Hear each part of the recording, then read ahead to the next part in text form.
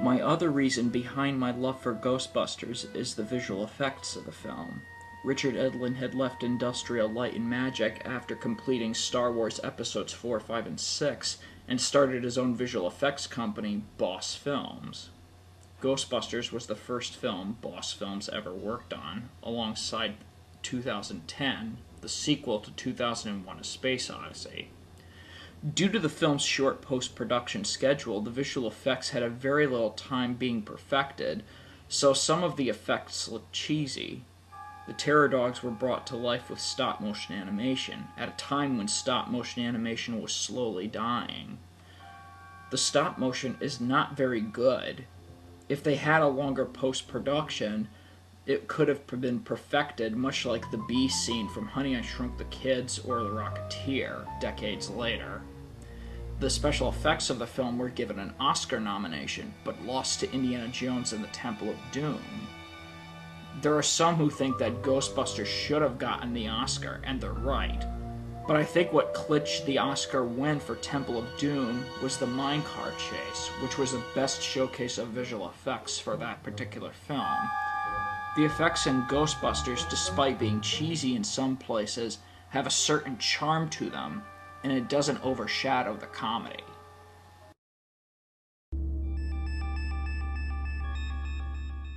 There are some who have been so terrified of Ghostbusters, and I happen to be one of them.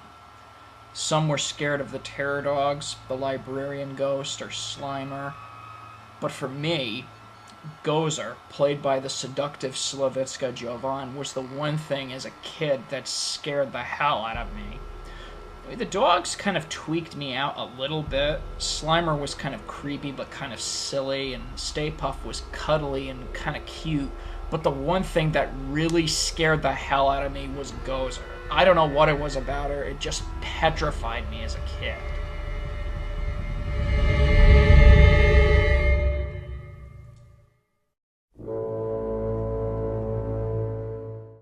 Ghostbusters doesn't just have great story and great characters, but it also has the best soundtrack for any film. The music score by Elmer Bernstein has a kind of otherworldly feeling, somewhat surreal sound to it all. However, some of his score was replaced with pop music. But I think many of his cues used in the film are absolutely perfect and totally fits the emotion of the scene. The theme song by Ray Parker Jr. isn't just my favorite song in the film, it's my favorite song, period. I could listen to it again and again and never, ever, ever get tired of listening to it. It was nominated for an Oscar, but it lost to Stevie Wonder's song in Gene Wilder's The Woman in Red. Another song I like, Savin' the Day by the Alessi Brothers, which happens just when they go to do battle with Gozer.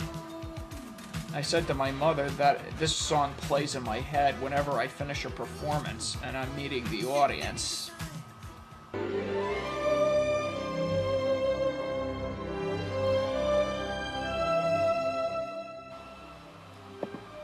So in closing, Ghostbusters is one of the films you could watch over and over again, and the humor never gets old.